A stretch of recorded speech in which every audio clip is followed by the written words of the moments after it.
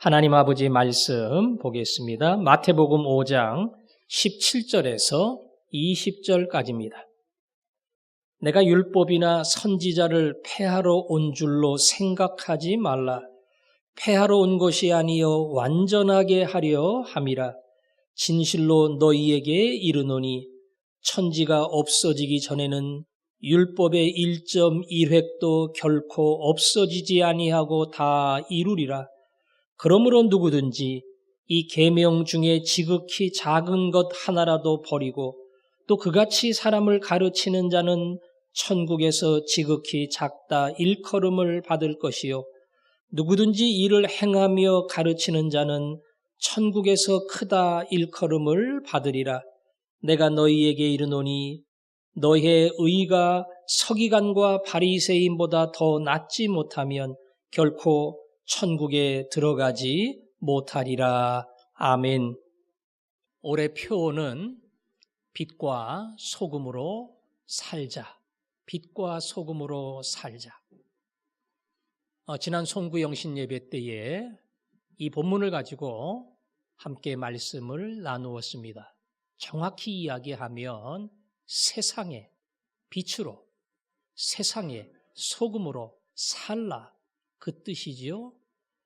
세상은 예배당이 아니라 우리의 가정, 우리의 동네, 우리의 일터, 우리의 이웃, 바로 그 안에서 너희는 소금이 되고 빛이 되어야 한다.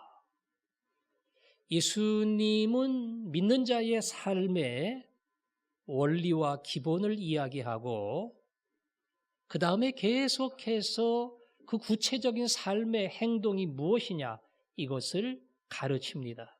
그게 바로 오늘 뒤를 이어 시작되는 17절에서부터 나옵니다. 앞으로 마태복음 5장, 6장, 7장 산상설교가 끝날 때까지 빛으로 사는 게 무엇이냐, 소금으로 사는 게 무엇이냐, 예수님은 그 삶에 대하여 우리에게 무엇을 가르쳤느냐 이것을 하나하나 찾아보도록 하겠습니다. 오늘은 먼저 17절부터 20절까지인데요. 17절 말씀 같이 읽겠습니다. 시작. 내가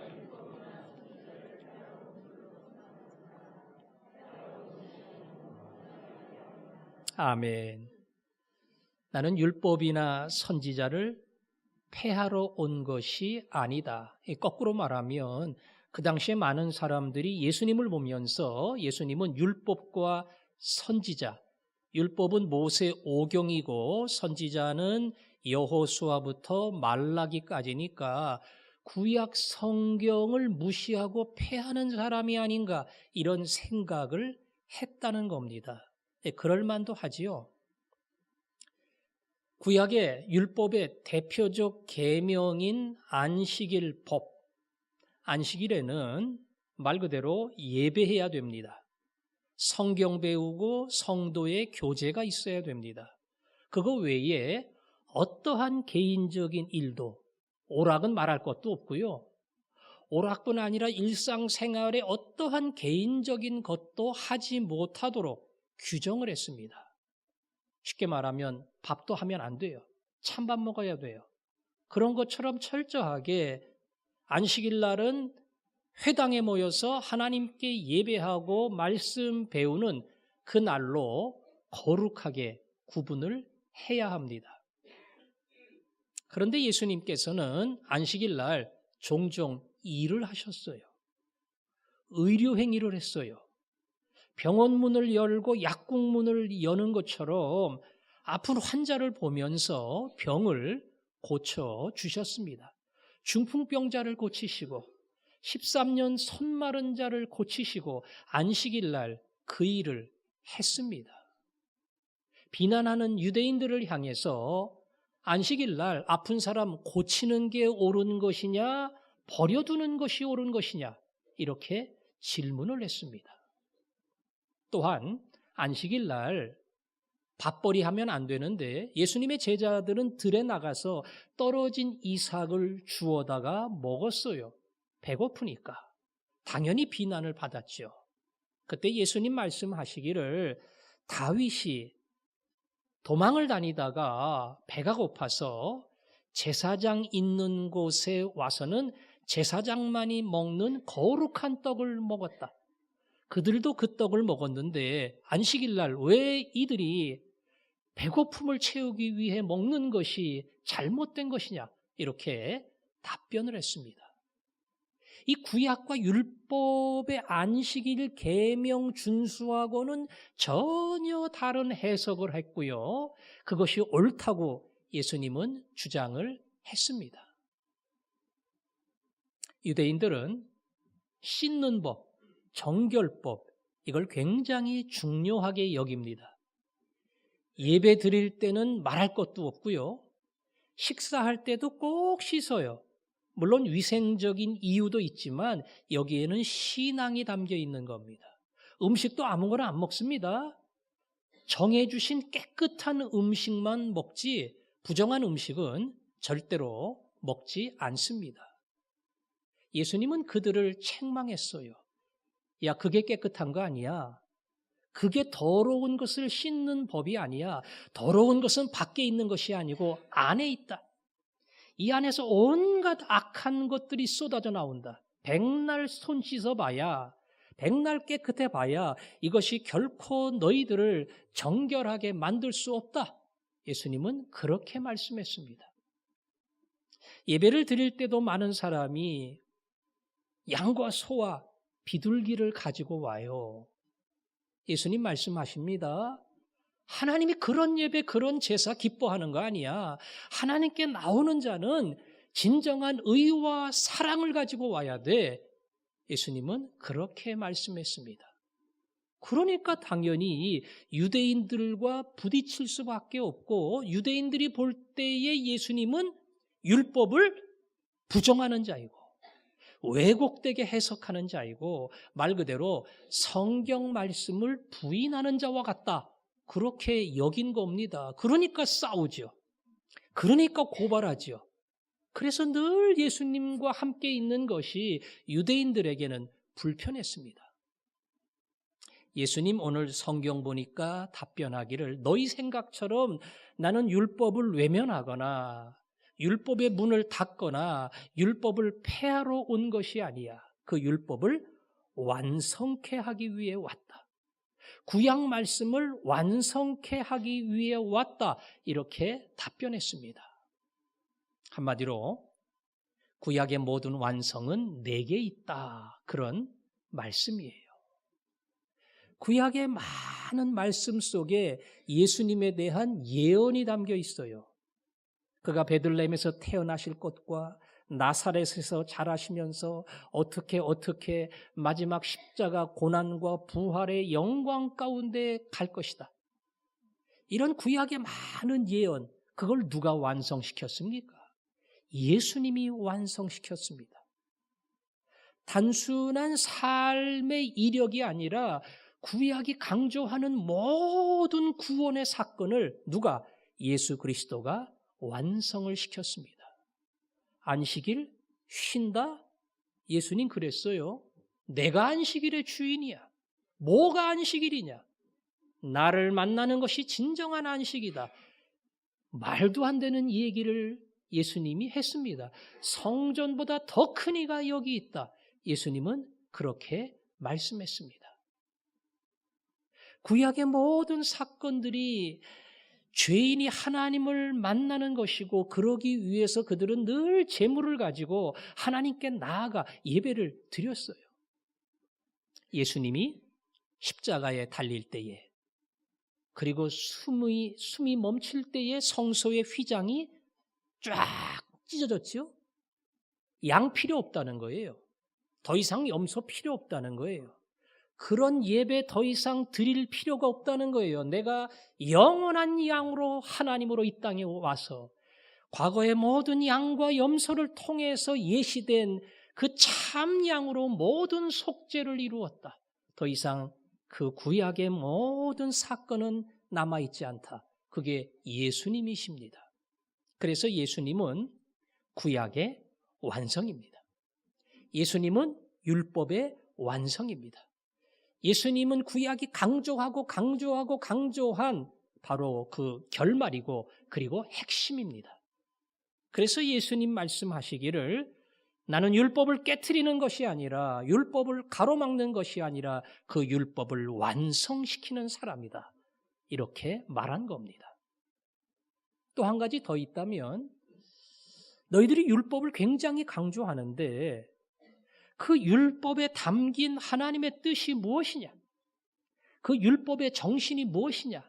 이걸 알아야 돼. 문자 몇 개 가지고 지키는 것으로 나는 율법을 지킨다. 이렇게 착각하면 안 된다.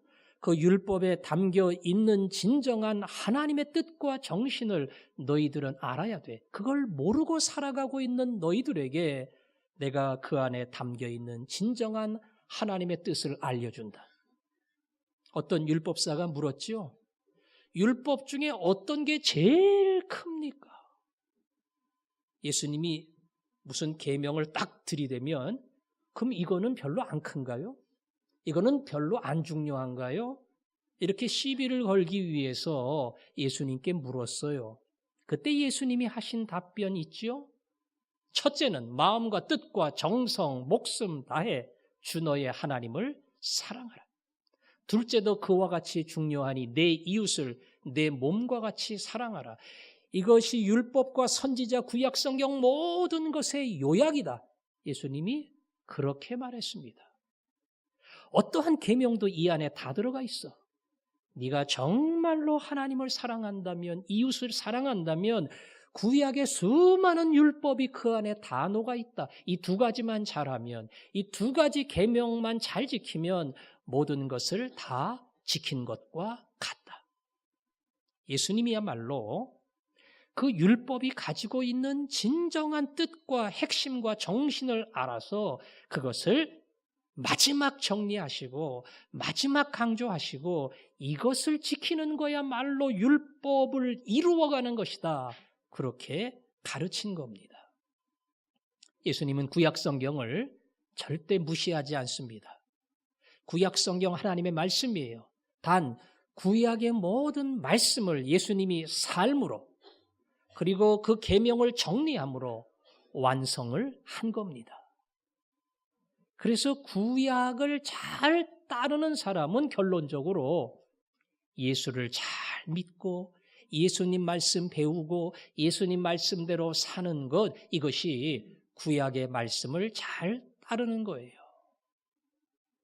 여러분이 완성하신 예수님, 그 예수님을 잘 배우고 따라가면 바로 그것이 성경대로 사는 것이고 성경대로 사는 자에게 하나님이 주시는 복이 있는 줄로 믿습니다.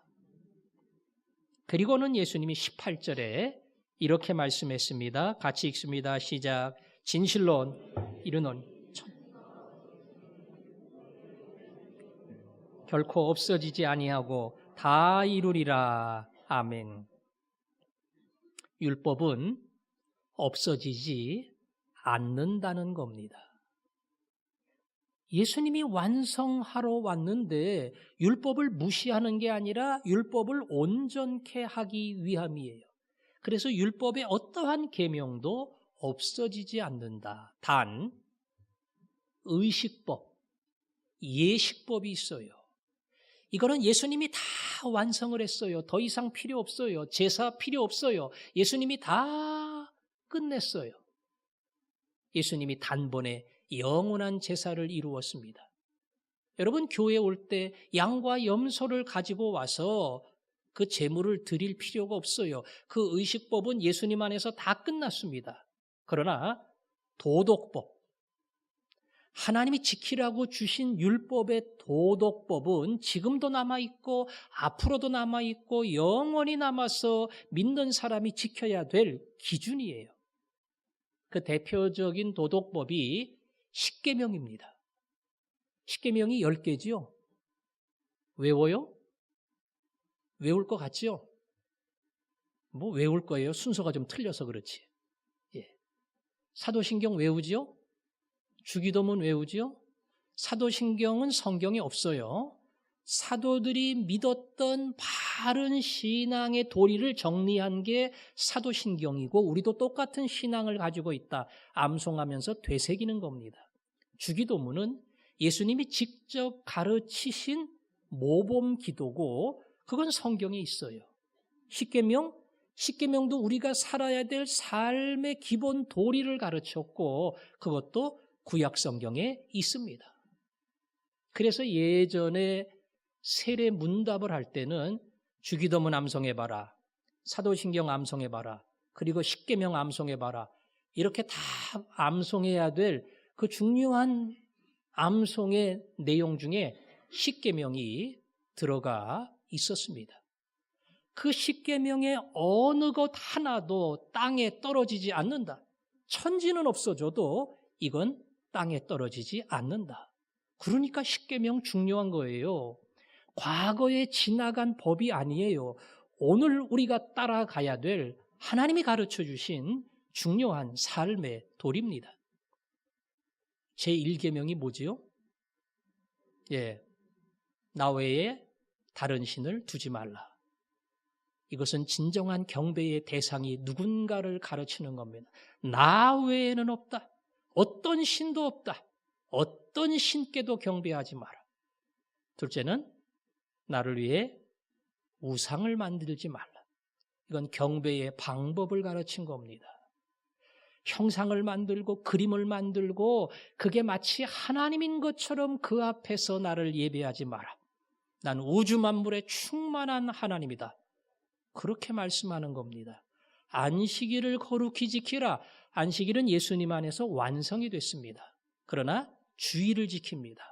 어찌 보면 예배하는 그 날을 거룩히 구분해서 하나님께 드려라. 그런 뜻입니다. 하나님의 이름을 망령되이 일컫지 말라. 동일하지요? 하나님의 영광을 위해서 우리는 살아야 됩니다. 여기까지가 하나님에 대한 마음과 뜻과 정성을 다해 사랑하라. 하나님을 향한 도리예요. 그리고 5번째부터 10번째까지가 이웃을 향한, 인간을 향한 도리입니다. 부모를 공경하라. 그 다음에 뭐죠? 도적질 하지 말라. 더 세게 나갑니다. 간음하지 말라. 살인하지 말라. 그리고는 거짓말하지 마라. 이웃의 것을 탐내지 말라. 이렇게 나갑니다. 이 율법을 가만 듣다 보면 어떤 것 하나도 버릴 수 없는 우리가 지켜야 될 도리구나. 거기에 우리가 고개를 끄덕끄덕합니다. 어떤 것 하나도 무시할 수 없어요. 앞으로도 계속 이 말씀의 계명 앞에 우리는 부끄러움이 없는 자로 살도록 노력을 해야 됩니다. 그런데 우리가 흔히 실수할 수 있는 것이 하나 있어요. 그게 뭔고 하니 19절에 나오는 겁니다. 19절에 보면 누구든지 이 계명 중에 지극히 작은 것 하나라도 버리고 사람을 그렇게 가르치는 자는 천국에서 작다 일컬음을 받고 어떠한 작은 것도 행하며 가르치는 자는 천국에서 크다 일컬음을 받으리라. 사람들 생각에 조금 크다고 느끼는 부담스러운 기억나는 계명이 있고 작다고 여겨서 지나가는 계명이 있어요. 다 중요합니다. 우리가 지키는 10계명 맨 끝에 가면 9번째 계명, 거짓말하지 마라. 그 위에 살인하지 마라. 여기 다 해당되죠?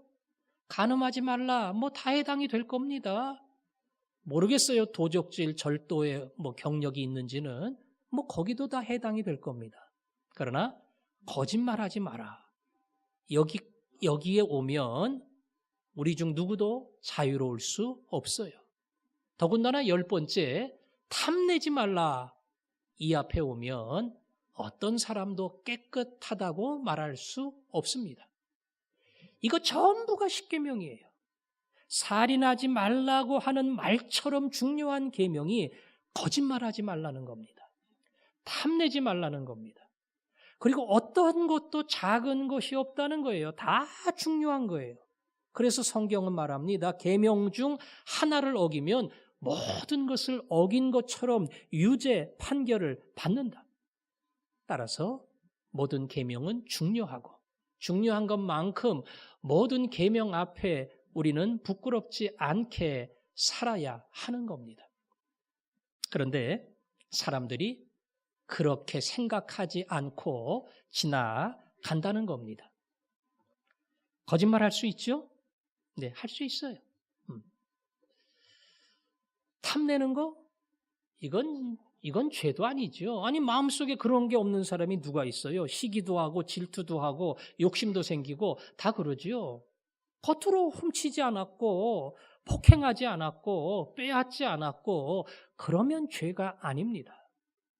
그래서 우리는 그런 면에서 스스로 죄 지었다고 생각하지 않아요. 왜? 9번째, 10번째 계명을 다 잊어버리고 죄라고 생각하지 않고 살기 때문에 살인하고 간음하고 도적질하고 이런 것만 우리 마음속에 담기 때문에 우리 스스로가 자유하고 깨끗한 사람이다. 나는 10계명을 지키는 사람이다. 이렇게 여기고 산다는 겁니다. 아이들을 키울 때에 어디 가서 맞고 오지 말고 때리고 오라고. 왜 맨날 맞고 오냐고. 예. 공부를 하려면 1등의 욕심이 있어야지. 그건 막 욕심도 없이 그렇게 하냐고. 뭐 엄마가 늘 자기 자식 사랑하는 마음으로 그런 바람이 있죠. 뭐 그러다 보면 거짓말할 수도 있고 뭐 그러다 보면 욕심낼 수도 있고 그거 다 괜찮아. 거짓말도 괜찮고 욕심도 괜찮아. 1등하면 되는 거야. 그러면 하나님께 영광도 올리고 높은 사람 되고 큰일 할 수 있고 11조 많이 내고 거짓말하고 욕심 품는 것은 대수롭지 않게 생각하고 넘어가고 그리고 그렇게 작은 것처럼 가르친다는 거예요. 왜? 내가 그런 기준을 가지고 있으니까. 내가 그런 상식을 가지고 있으니까 거짓말 백날 해도 문제없어.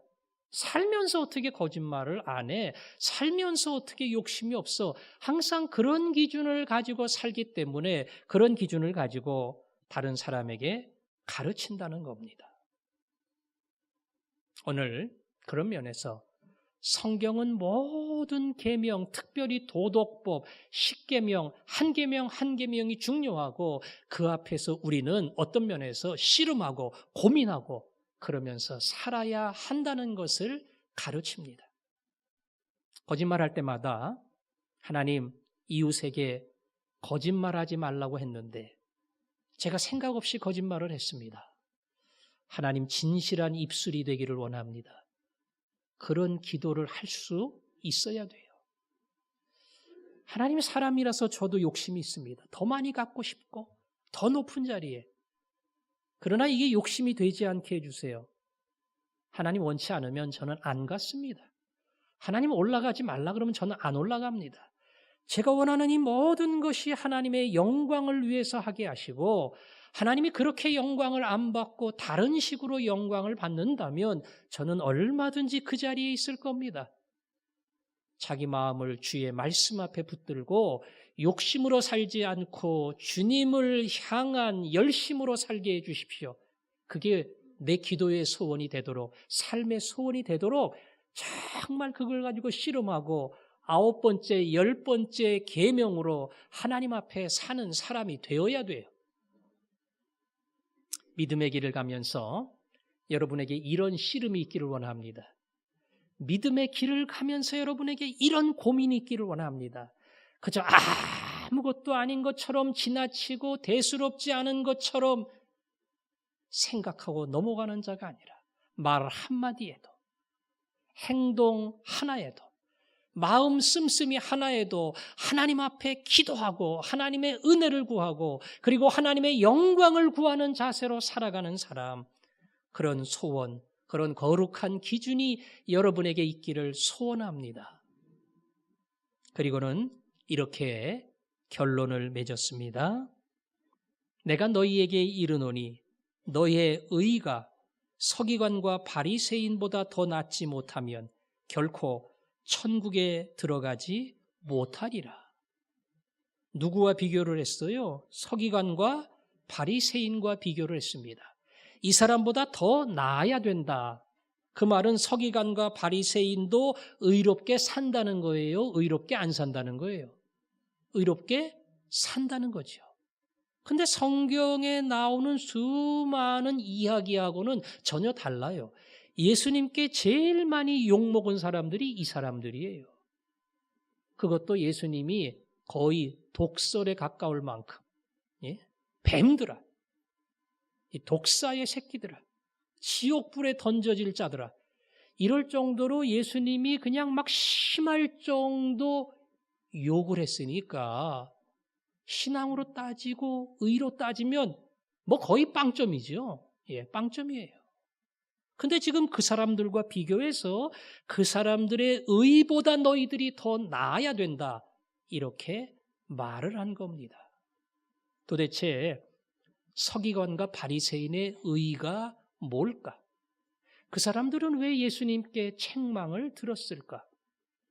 서기관은 율법의 박사입니다. 아는 것처럼 성경책을 옮겨 필사를 하는 사람들이에요. 아무나 못해요. 박사만 합니다. 한 글자라도 틀리면 큰일 납니다. 거진 성경의 교수라고 생각하면 돼요. 그래서 서기관들이 성경을 가르칩니다. 그만큼 성경을 많이 알고 깊이가 있는 사람들이에요.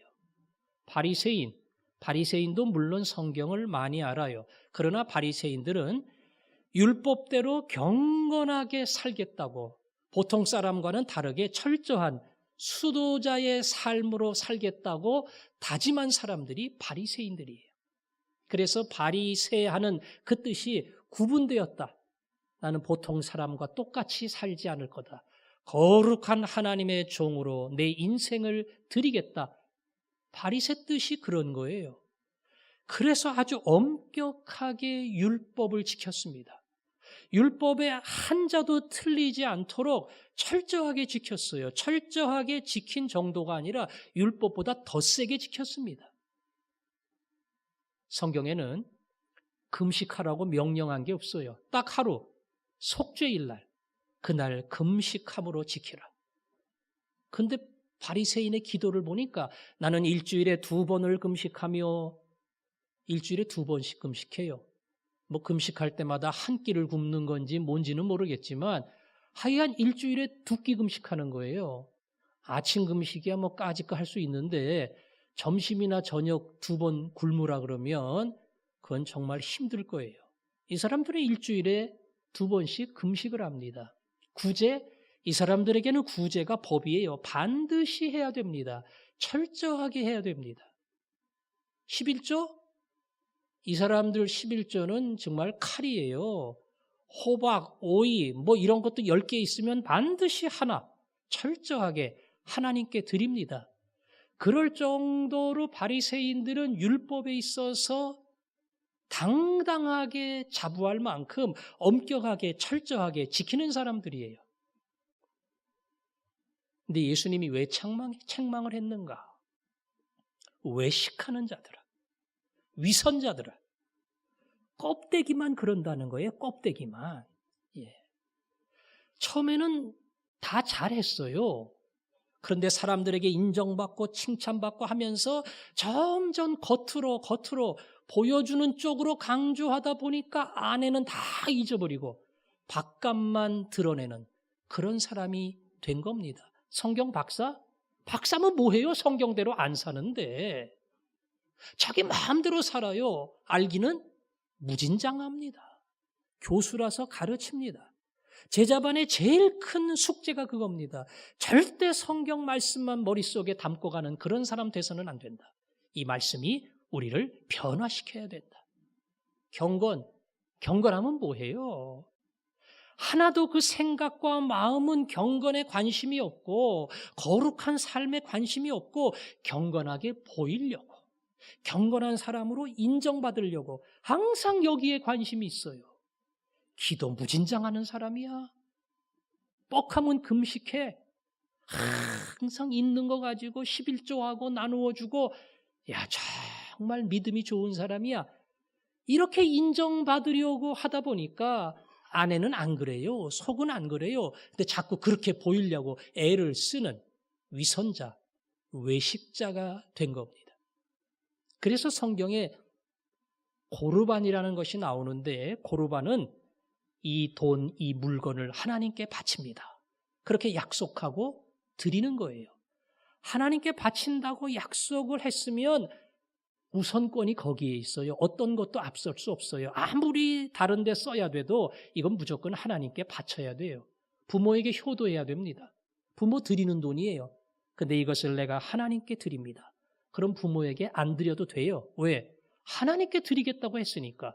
그래서 이 돈을, 이 물건을 하나님께 드립니다. 얼마나 경건합니까? 그 귀한 돈을. 그 경건한 사람으로 보여요. 근데 사실은 뭐 이렇게 저렇게 해서 말만 드리는 거지 자기 마음대로 쓰는 거예요. 그 삶에는 전혀 경건이 없어요. 그래서 예수님의 책망을 받은 겁니다. 그들의 경건의 모양을 가지고 책망한 게 아니고 알맹이가 없고 진실이 없고 속이 없이 껍데기로만 자랑하고 껍질만 내세우고 껍질만 가지고 폼 잡으려고 하는 그 모습이 예수님 보시기에는 도저히 용납할 수가 없어서 뱀 같은 독사 같은 그러한 사람이라는 책망을 들은 겁니다. 그러면 오늘 그들의 의보다 나아야 한다. 이 의는 뭘 말하는 걸까요? 거칠애를 말하는 겁니다. 그들의 겉모습을 말하는 겁니다. 속은 배울 거 없어요. 그러나 최소한도 그들의 겉모습은 경건한 사람이야. 말씀을 사모하고 말씀을 알고 그리고 말씀을 가르칠 만큼 깊이가 있는 사람이야. 그거 배워야 하지 않겠느냐. 여러분 서기관만큼 성경 많이 압니까? 모르잖아요. 그런 면에서 우리는 서기관을 탓할 자격이 없어요. 그 사람은 다 성경을 보고 성경에 깊이가 있는 박식한 사람이에요. 우리보다 훨씬 많이 알아요. 바리새인만큼 경건하게 삽니까? 금식 안 하잖아요. 뭐 금식이 표준이 될 수는 없지만 금식도 안 하고 정기적인 기도하는 것도 아니고 구제하는 것도 아니고 얼마나 내가 엄격한 11조 생활을 하는가. 아마 바리새인과 1대1로 비교하면 우리는 모자란 사람들입니다. 그만큼 바리새인들은 철저해요.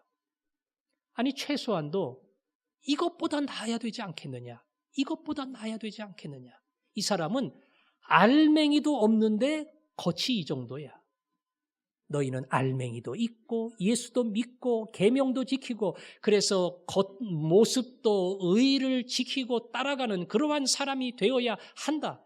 예수님은 이것을 강조한 겁니다.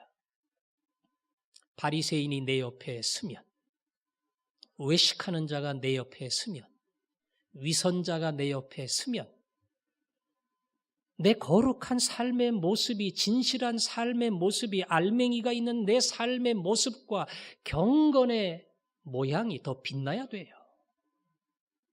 전혀 그 수준에 못 따라가면서 겉만 저러면 뭐해. 마음이 그래야지 내용이 있어야지. 이거는 그냥 자기 합리화시키고 넘어가는 거예요. 성경 많이 알면 뭐해. 성경대로 살아야지. 이건 자기가 성경 모르는 것을 감추는 거예요. 오히려 마음에 담은 사람은 그들보다 더 경건하고 그들보다 더 열심히 성경의 말씀을 배워야 하는 겁니다. 한 30년, 40년 전만 해도 우리 경건한 신앙인들은 주일 성수를 철저하게 했습니다. 주일에 결석을 했다. 이 경건한 그리스도인에게는 있을 수 없어요. 죽었다 깨나도 주일날은 나와야 돼요. 요즘은 큰 교회 아침 7시부터 심지어는 6시부터 그냥 내내 1시까지 예배드리는 그런 교회는 일부 예배 때 나오는 사람들이 골프 가방 뒤에다 딱 싣고 예배드리고 빨리 가야 되니까 안 드릴 수는 없고 예배를 드리러 오는 건지 해치우고 가는 건지 뭐 하여간 어찌했든 간에 3, 40년 전에 믿음의 사람들은 아주 철저했습니다. 돈 안 썼습니다. 심지어 버스도 안 탔습니다. 그럴 만큼 철저하게 주일을 위해서 준비하고 옷도 주일날 입는 옷 다 집에도 다 기도실 마련해 놓고 기도 책상 마련해 놓고 그러고 신앙생활을 했어요. 우리는 배워야 됩니다. 저 정도로 철저하게 믿음의 생활을 했구나. 그걸 괜히 뭐 이상하게 손가락질하고 잘못된 것처럼 위선자처럼 그렇게 얘기할 필요가 없어요. 사실은 그것을 배워야 돼요. 문제는 알맹이가 있어야 돼요. 알맹이가. 거룩한 삶의 소원도 없이 껍데기만 가지고 있다면 그건 바리새인 되는 거예요. 그러나 내 마음에 소원이 있고 예수님이 완성시킨 말씀대로 살려고 하고 그래서 거룩한 삶이 밖으로 나타날 때에 하나님은 그를 인정하시고 칭찬해 주십니다. 우리가 아는 유명한 불교의 스님 가운데 법정이라고 아실 겁니다. 그분은 무소유라는 책을 썼습니다. 그분이 세상을 떠날 때의 그 장례식은 방송으로 나왔습니다. 그렇게 많은 불자를 떠나서 수많은 사람들의 관심사였어요. 그분이 얘기했어요. 소유는 끝이 없다. 거기에는 진정한 만족이 없다. 다 버리면 거기에 참 자유가 있다. 난 그걸 누리는 사람이다. 이걸 모르고 살아가는 사람들 보면 참 불쌍하고 안타깝다. 다 놓으면 진정한 마음의 자유를 얻는다. 배워야 돼요. 우리가 배워야 된다고요. 그 사람이 살아가는 그 삶의 원리, 예수님 몰라요. 하나님도 안 믿는 사람이에요. 그저 나름대로 자기 인생을 바르게 살겠다고 하는 중심을 가지고 다 버린 거예요. 여러분 불교도 조계 좀 가봐요. 돈과 권력을 위해서 치고받고 싸우고 그런 사람 많아요. 그러나 진정 존경은 이런 사람들이 받는 겁니다. 예수 안 믿어요. 우리는 예수를 믿습니다. 그러나 그런 사람 보면서 도전받아야 돼요. 예수님, 제가 기본이 있죠. 예수를 믿는데 저 사람은 예수 안 믿어도 저렇게 살아요. 제가 저거보다 나아야 되지 않겠어요? 저 사람보다 더 욕심부리고 저 사람보다 더 자기 이익만 생각하고 저 사람보다 더 안 주려고 하고 꼭 쥐고 살아가고 성경이 말합니다. 서기관과 바리새인보다 너의 의가 낫지 아니하면 결탄코 천국에 들어가지 못하리라. 우리를 향해서 강하게 경고하십니다. 오늘 빛으로 사는 게 뭐냐? 소금으로 사는 게 뭐냐? 그 질문 앞에 하나님, 저는 안 믿는 사람의 수준에도 못 미칩니다. 저는 그들처럼 살지도 않습니다. 그러나 제가 예수를 믿고 진정한 소금일진데 빛인데 소금처럼 빛처럼 정직하고 깨끗하고 진실되게 내 것을 요구하며 사는 자가 아니라 이웃을 생각하고 나누어주며 사는 자가 되게 하옵소서. 이게 우리의 기도가 되고 우리의 소원이 되고 우리의 응답이 되어야 될 줄로 믿습니다. 우리 그러한 마음의 소원을 가지고 진실하게 살기를 원합니다. 예수님 닮기를 원합니다. 주님, 진흙과 같은 나를 빚어주셔서 하루하루 세상에서 제가 그러한 자로 살게 하여 주옵소서. 이러한 마음의 간절함을 가지고 함께 찬송합니다.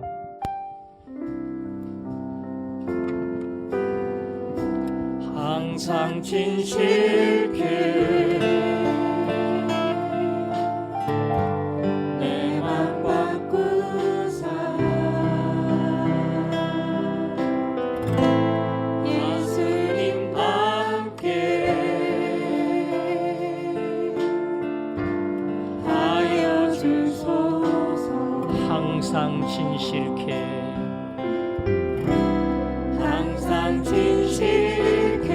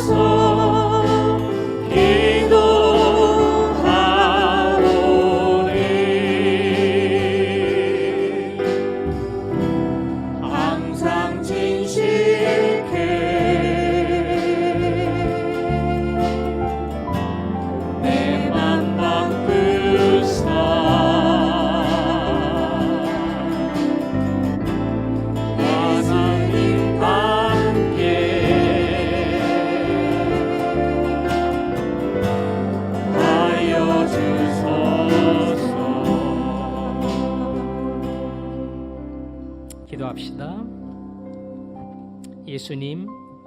예수님처럼 진실한 자가 되기를 원합니다. 예수님처럼 내 마음속에 있는 것을 밖으로 보여주는 삶이 되게 해 주옵소서. 제가 믿지 않는 사람보다 더 수준이 이하입니다. 안 믿는 사람들이 살아가는 삶보다 제가 따라가지 못하는 부끄러운 모습으로 살고 있습니다. 주님, 제가 예수 믿습니다. 예수 믿는 사람답게 살게 하시고, 예수 믿는 사람답게 의롭게 하시고, 예수 믿는 사람답게 사랑하게 하여 주옵소서. 우리 마음의 소원을 품고 함께 기도하겠습니다.